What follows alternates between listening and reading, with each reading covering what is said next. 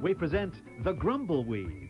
Albert, Carl, Graham, Morris and Robin in Do Not Adjust Your Set.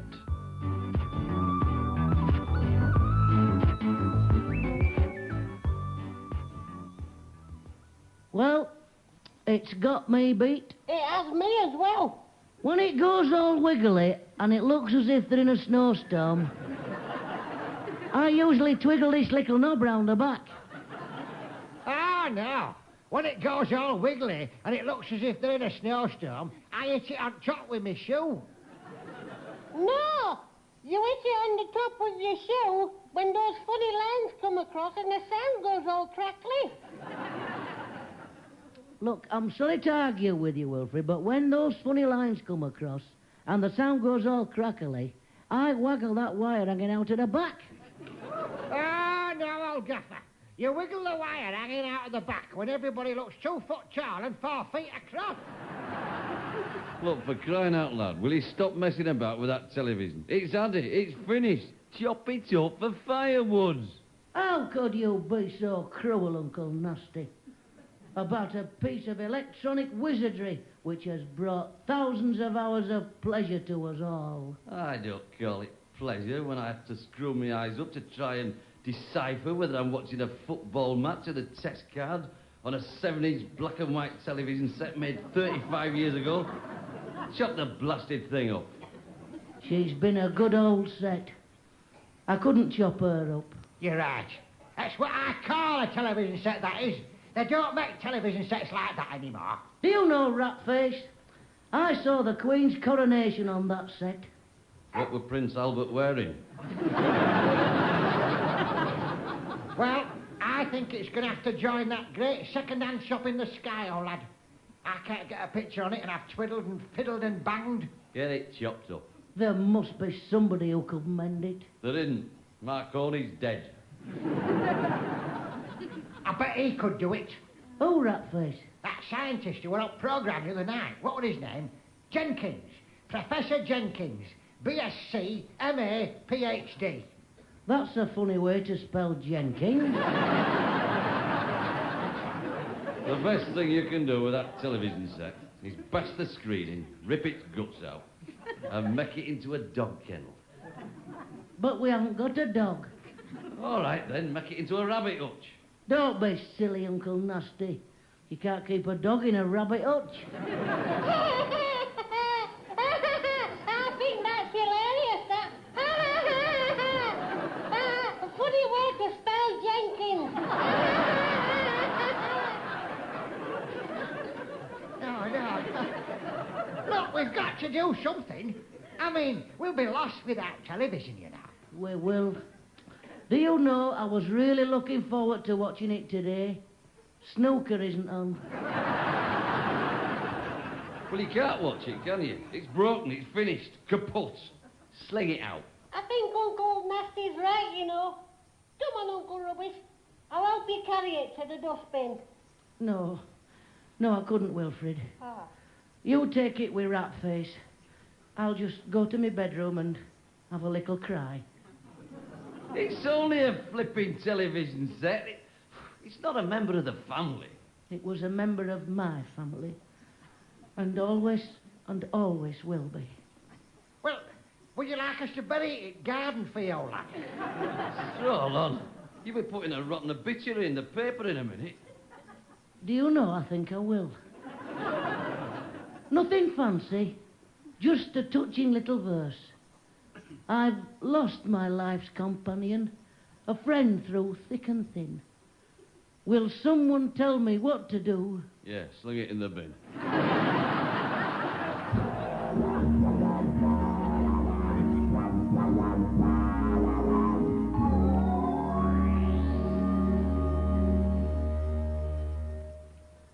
Is there anything I can do to help you in the kitchen, Mum? Yes, have it demolished. Oh dear, everything's going wrong. Wait till you see the meal you're having.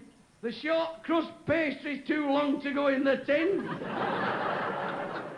And my oven timer's gone on the blink. According to what it says, your lunch won't be ready till 3 o'clock in the morning. What are we having for lunch? Spaghetti, cabbage and strawberry jelly casserole. You don't have strawberry jelly with cabbage and spaghetti. You do if you accidentally drop one in the pan when you're boiling your cabbage and spaghetti. Eh, boiled jelly. It sounds revolting. Well, it'll taste worse. Oh, no. Here's trouble. Hello, Frida. Here, we're having boiled raspberry jelly, rat face. Goodbye, Frida. You see? That's all the thanks I get.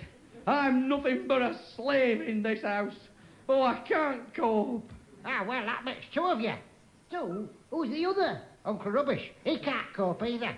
His old television set's finally packed in. His heart broken. But it was always on the blink. Ah, well, it's gone completely now. He can't get a peep out of it. So Wilfred and I have laid it to rest by its side at dustbin. Wilfred's just gone upstairs to comfort him in his hour of need. Nobody comforts me in my hour of need. And I have about 24 of them every day. He's having a lie down. He's asked me to apologise to you, Frida, but he doesn't think he'll be able to eat any lunch. The lucky devil. All this fuss over a stupid television set. I can't remember the last time I saw a television programme. You work too hard in this kitchen, Mum. Well, somebody has to do it. The meals don't make themselves. Maybe if they did, we'd be able to eat some of them. Good heavens. What's that revolting smell? It's your lunch. What's for tea? We're having spaghetti, cabbage and strawberry jelly casserole, Uncle Nasty. I'm suddenly not hungry. Have you slung that excuse for the television set out yet? Yes, we have. And the sooner the dustbin men take it, the better. Because if Uncle Rubbish sees it next to the dustbin, it'll start him off again. I've never seen him as upset.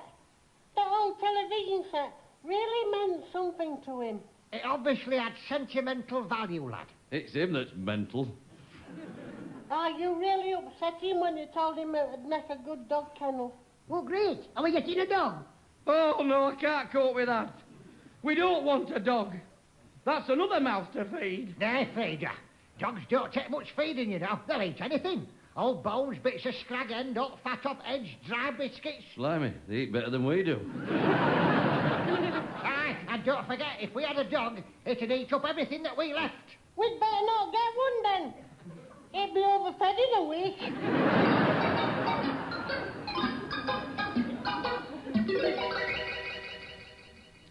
Oh, dear. I do miss it. We understand, old gaffer. You see, it's looking at that empty corner. It's like an empty chair at the family dinner table. I keep looking at it and remembering. Why don't we change the subject? Ah, good idea, Melanie. Talk about something else. Divert his concentration. It's a good idea. Wilfred, you start. Oh, okay. Right. What's on television? No, well, you got sense. You really are an 18-carat, 100% dozy muttonhead. Thank you. I do my best. Do you know, in 10 minutes, that kiddies programme with that little glove puppet will be on. Oh, for crying out loud. Don't upset yourself, lad. He'll be coming onto his funny music and saying, "Hello, kiddies." And everybody in the country will be calling back, "Hello, Popo." All except me. Calm down, lad. And then he'll say, "What are we going to do this week, kiddies?" And everybody in the country except me will say, "Tell us, Popo." And Popo will pull his funny face and twitch his little nose and say, If you don't belt up, I'll swap your rotten ears over.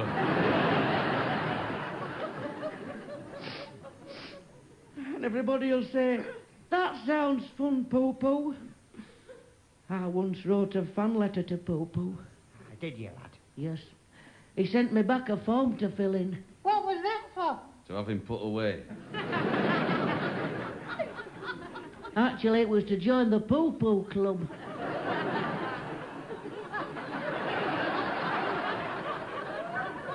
Oh, yes. I still have my membership card and my badge. And what do you do? Well, nothing. You're just a member, that's all. No, you just wear your badge and watch the poo-poo show. and you obey the poo-poo motto. This I've got to hear. Hey, well, what's the poo-poo motto, Uncle Rubbish? Oh, I can't tell you that, Melanie. Oh, no, that's secret. It's only known to the members of the Poo-Poo Club. Yeah, but you can tell us, can't you? I can't tell anybody, because it's a secret. Ah. You don't tell secrets, otherwise there won't be secrets anymore. Besides, I'd be letting down all my fellow members. For goodness sake, Rubbish, you make it sound as though you'd be leaking classified information. It's only a rotten kiddie's glove puppet. You think it's all a joke, don't you? You don't understand, you see, because you're not members. The Poo-Poo Club is a very serious organisation.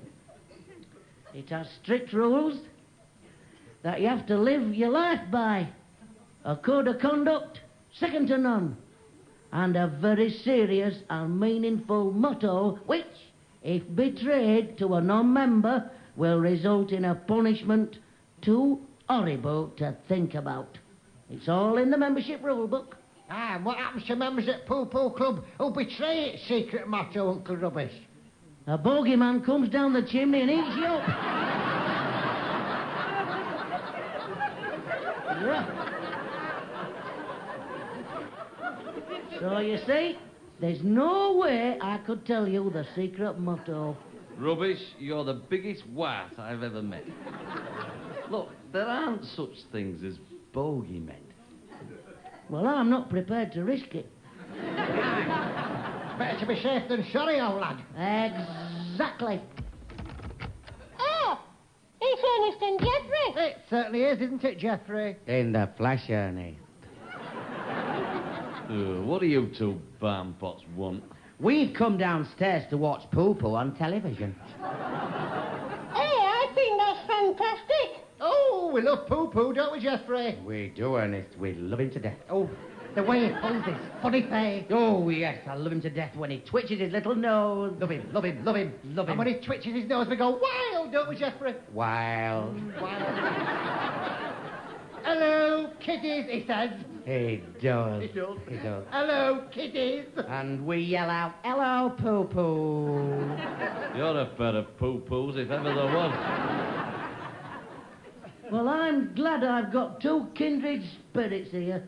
They've been mocking me because I like Poo-Poo. Oh, you're joking? We're in the Poo-Poo Club, aren't we, Geoffrey? Found a member. So you know what the Poo-Poo Club motto is? I should think we do. I should think we both do. But wild horses wouldn't drag it out of us, would they? Wild horses wouldn't know. No, they would not. That bogeyman's not going to get me.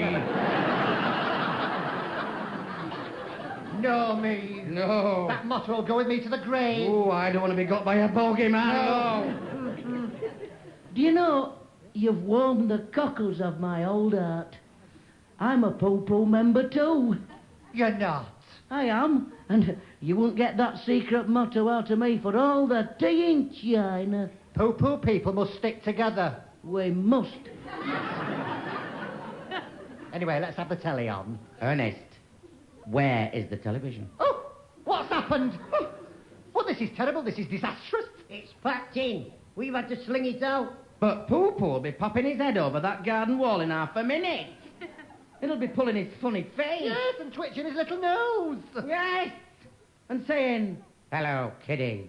And we won't be there to shout back, hello, Poo-Poo. I think this is the worst thing that's ever happened to me since they took off Muffin the Mule. Well, that's it. We've no telly, so there's no rotten poo-poo. Well, that's awful. I'm upset I'm now. gutted. I'm gutted. I am as well. I am. I'm I'm going gonna to sit down and have a cup of tea and a Do it, Garibaldi. do it. Oh, I feel ever so sorry for you. I do really. And so do I. I never realised that a television programme could mean so much to someone.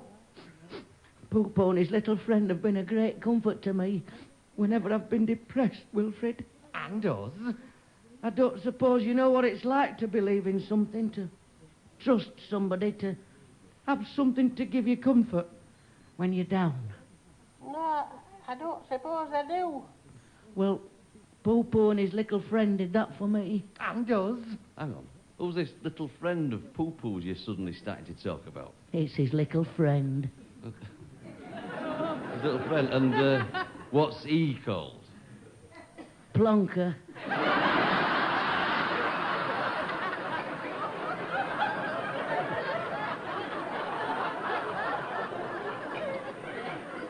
Oh, he's lovely, he's Plonker. He's a little worm. And he comes out of the ground. He sticks his little head out, pulls his little funny face and says, "Hello, Poo-Poo."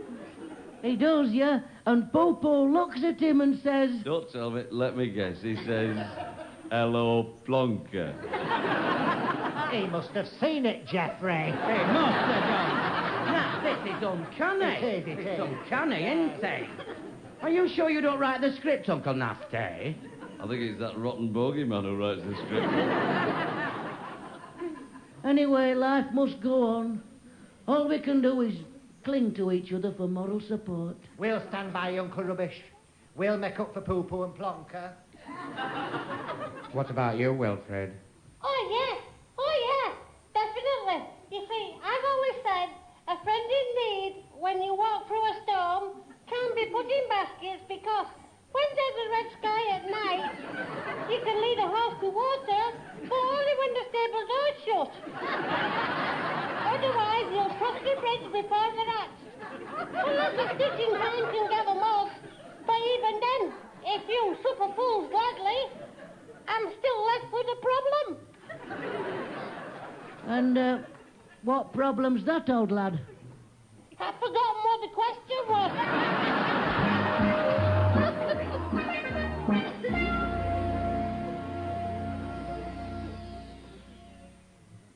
How's Uncle Rubbish, that face? Has he cheered up yet?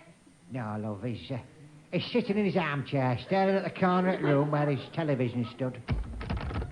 It's Fred Fibber. All right, lads. Hey, hello, Fred. What brings you round? That old telly next to your dustbin, do you want it? But ask Uncle Rubbish. It's his property, really. Well, let's go in and ask him. Uncle Rubbish, Fred has just mentioning like your old telly. He's seen it by the dustbin. It's, packed in, Fred. Come to the end of its life. I'm afraid it's for the scrap heap. I still can't believe that somebody couldn't do something with it. There must be somebody clever enough. What about you, Fred? I mean, you're brilliant at doing anything. Go on, lad. Do it for Uncle Rubbish. All right, then, go on, then. You've talked me into it. I'll take it home, right? I mean, I know I shall be able to do something with it. Good old Fred. I mean, to a fella who dabbles in microsurgery, computer electronics, has his own radiophonic workshop, doing something with a television set's going to be a piece of cake. Fred, you're a diamond. Mind you, I shan't be able to touch it till tomorrow. I've promised President of the United States that I'll have his electric toaster mended for morning. Because he's sending his private jet over to pick it up, you know. Yeah, but you'll start on the telly as soon as possible. As soon as President's toaster's on its way back to White House, I'll get to work on your old telly. Brilliant. Great. Just a minute, Fibber. How is someone going to land a jet aeroplane near here? Well, they're not, are they? Clever clogs. I shall be hang gliding at about 35,000 feet. Right? Toaster strapped to me back. Right? I've agreed to rendezvous with President's plane. As soon as he's got himself level with me, he slows down, sticks his hand out at cockpit. I hand him toaster, and bingo, he's on his way. I've never met anyone as brave in all my life. Then it's land in backyard, have me boiled egg, and then do something with your telly. So, you might have it done by lunchtime, Fred. No problem. Oh, Uncle Rubbish, you'll be able to watch Poo-Poo tomorrow. This is the best news I've ever had in my life. Aye, well done, Fred. Hang on a minute. Do you watch Poo-Poo and Plonker on telly? He certainly does. Uncle Rubbish is a member of the Poo-Poo Club. What a coincidence. You don't mean you're a member as well, do you, Fred? You're joking.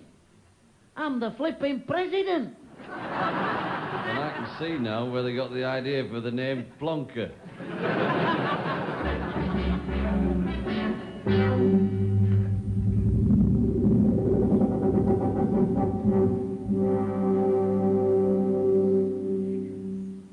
What time is it, Ratface? It's 11:30. Oh, I wonder if Fred's got cracking on my old television set yet. Poo-Poo and Plonker will be on in an hour and a half. I just wish he'd hurry up. There's two men to see you. They say you'd be pleased they're here. Oh, are they, love? What do they want? Well, it's a Mr. Sid Squeak, and I think the man with him works for him. Bring him in, Melanie, love. Okay, this way. So kind of you to spare several minutes to see us. My name is Sid Squeak, and this is my sidekick and chief assistant, Mr. Stanley Bubble. Oh, how do you do, you sir? How can we assist you, Mr. Squeak? It's how I can assist you. For the past 6 weeks, I have been selling my products to scores and scores of householders in this vicinity.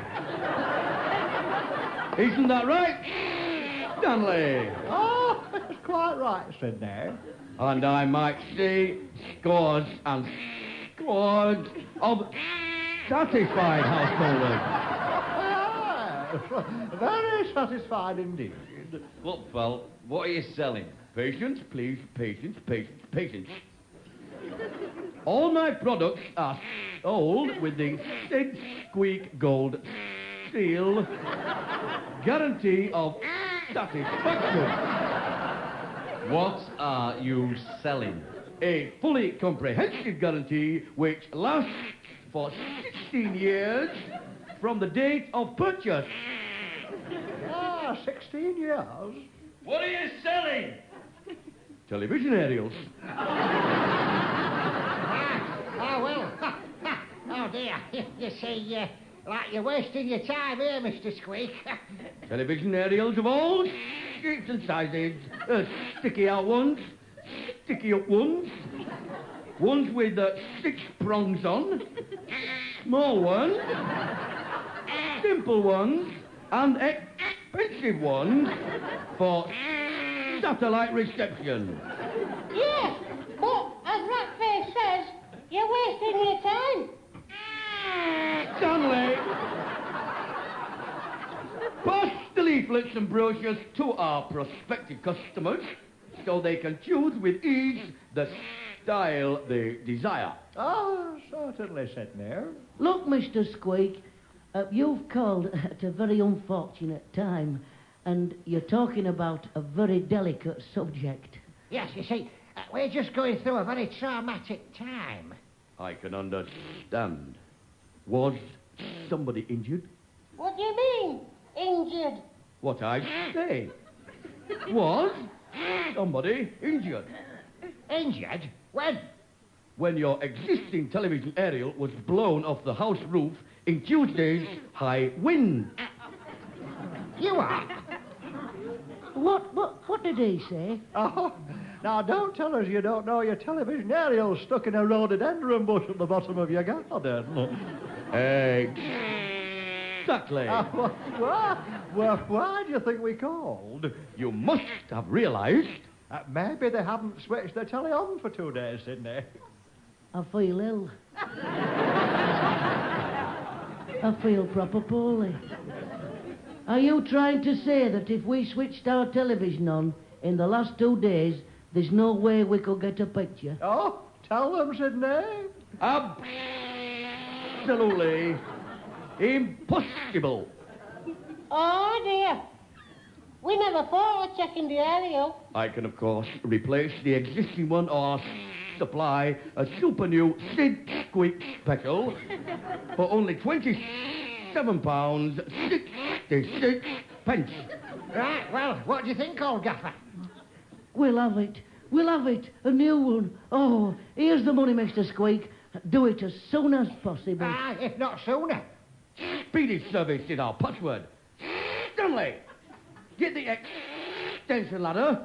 Yet another satisfied customer. I think that's fantastic. What fools we were. I've been telling you that for years. Do you want me to go round to Fred's and ask him to bring the set back? We'll all go, Melanie. This is the greatest moment of my life. Popo and Plonker, here we come.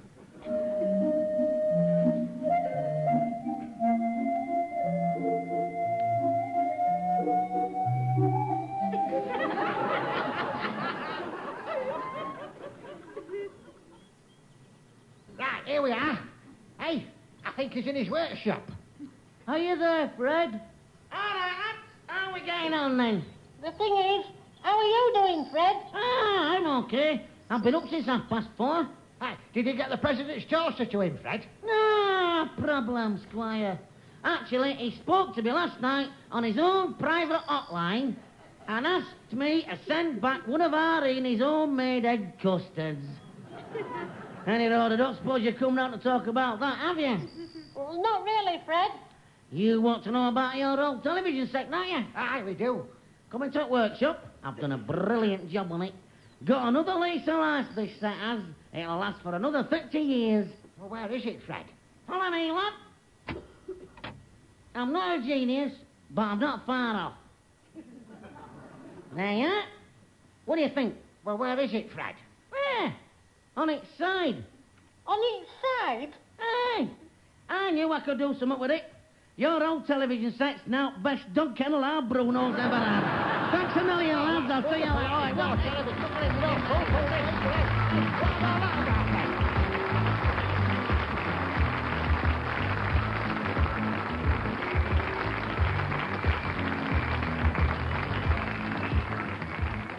ladies and gentlemen, you have been listening to Do Not Adjust Your Set, starring the Grumbleweeds, Albert, Carl, Graham, Morris and Robin. Do Not Adjust Your Set was written and produced in Manchester by Mike Craig, and I think his vertical hold's gone.